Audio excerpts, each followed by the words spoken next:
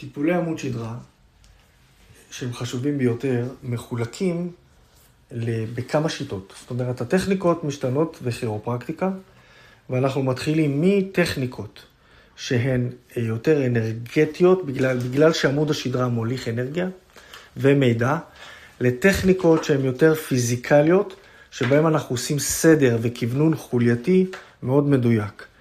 אז אנחנו עושים את זה בהדרגה ממצב למצב, וככה אנחנו מגיעים לתוצאות.